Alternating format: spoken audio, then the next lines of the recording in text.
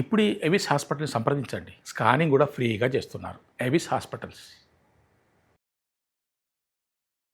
వాగర్థావివ సంపృక్తౌ వాగర్థ ప్రతిపత్తయే జగతః పితరౌ వందే పార్వతీ పరమేశ్వరౌ. ఆదిత్యాయ చ సోమాయ మంగళాయ బుధాయ చ గురుశుక్ర శనిభ్యశ్చ రాహవే కేతవే నమః. శృంగేరి జగద్గురు పీఠాధిపతులకి, కంచి పీఠాధిపతులకి నమస్కారములు తెలియచేసుకుంటూ కార్యక్రమాన్ని ప్రారంభిద్దాం. జూలై నెల 16వ తారీఖు నుంచి 31వ తారీఖు వరకు ద్వాదశ రాశుల వారికి సంబంధించినటువంటి శుభ అశుభ ఫలితాలు, ఏ రోజుల్లో మానసికంగా ఆనందంగా ఉంటారు, ఏ రోజుల్లో అసంతృప్తి ఆందోళనతో ఉంటారు, అలాగే ఏ రోజుల్లో ఖర్చులు ఎక్కువగా ఉంటాయి, ఏ రోజుల్లో ఆదాయ మార్గాలు ఎక్కువగా ఉంటాయి, ఉద్యోగ సమస్యలు, ఇలాంటి వివరాల గురించి క్లుప్తముగా తెలియజేసే ప్రయత్నం చేస్తాను. కాబట్టి వీక్షించేటువంటి ప్రేక్షకులకి చిన్న గమనిక, మీరు మీ యొక్క జన్మ నక్షత్రం ఏదైతే ఉంటుందో ఆ నక్షత్రం ప్రకారం ఉన్నటువంటి రాశినే మీరు పరిగణనలోకి తీసుకోవాలి.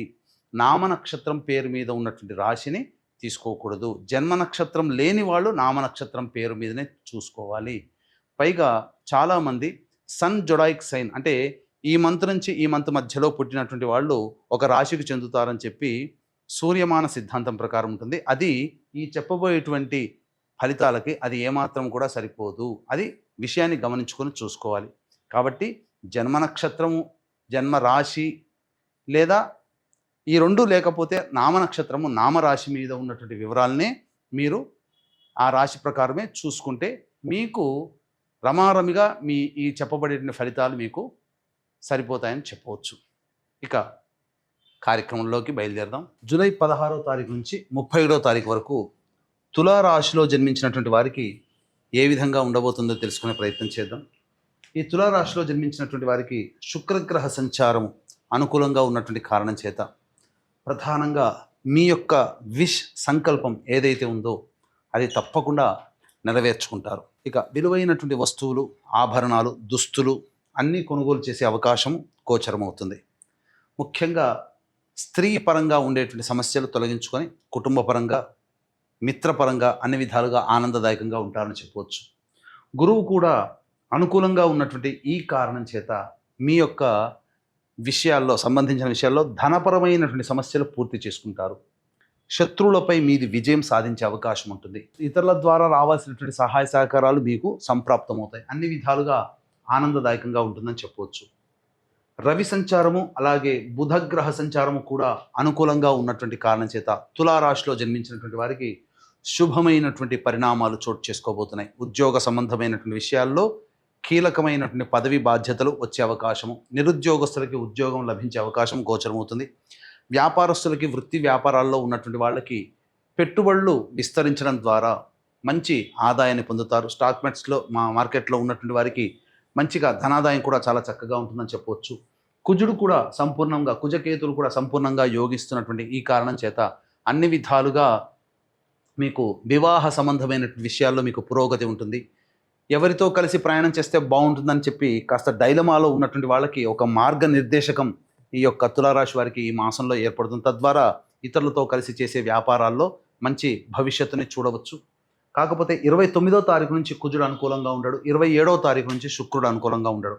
కాబట్టి జాగ్రత్తలు పాటించండి. అనగా తర్వాత 27వ తారీఖు తర్వాత కాస్త మెలకువతో, విజ్ఞానంతో, అప్రమత్తతతో కనుక ఉన్నట్లయితే తులారాశి వారికి బాగుంటుంది. ఇక ఈ తులారాశి వారికి శని, రాహువులు కూడా అనుకూలంగానే ఉన్నటువంటి పరిస్థితి. కాబట్టి చక్కగా కాలాన్ని సద్వినియోగపరచుకోండి. మొత్తము చాలా మటుకు ఉన్నటువంటి అన్ని గ్రహాలు కూడా అనుకూలంగానే ఉన్నాయి. 27వ తారీఖు నుంచి మేజర్గా ఒక 2 గ్రహాలు అనుకూలంగా లేవు, శుక్రుడు, కుజుడు. కాబట్టి తర్వాత ఈ యొక్క 16 నుంచి 31వ తారీఖు వరకు 9 గ్రహాల యొక్క సంచార ప్రభావం అనుకూలంగా ఉన్నటువంటి కారణం చేత మంచి శుభ ఫలితాలు ఈ రాశిలో జన్మించినటువంటి వారు పొందుతారని చెప్పవచ్చు. ఈ రాశిలో జన్మించినటువంటి మహిళలకి ప్రధానంగా గౌరవ మర్యాదలు పెరుగుతాయి.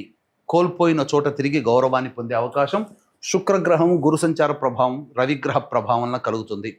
ఈ రాశిలో జన్మించినటువంటి వారికి ప్రధానంగా గర్భవతులకి మంచి శుభవార్త వింటారు. సంతానం కోసం ఎదురు చూసే వాళ్ళకి మంచి వార్త వింటారు. ఈ రాశిలో జన్మించినటువంటి విద్యార్థులు కానీ, విద్యార్థినులు కానీ కోరుకున్నటువంటి యూనివర్సిటీలో మీకు ప్రవేశం లభించే అవకాశం ఉంటుంది. కాబట్టి అన్ని విధాలుగా అనుకూలంగా ఉండేటువంటి సమయంగా చెప్పవచ్చు. వివాహ సంబంధమైనటువంటి విషయాల్లో మంచి పురోగతి ఉంటుంది. వివాహం నిశ్చయమయ్యే అవకాశాలు కూడా గోచరమవుతున్నాయి. కాబట్టి నిరభ్యంతరంగా ముందడుగు వేయవచ్చు. ఏతావాత అధిక శుభ ఫలితాలు ఈ యొక్క తులారాశిలో జన్మించినటువంటి వారికి ఉంటుంది.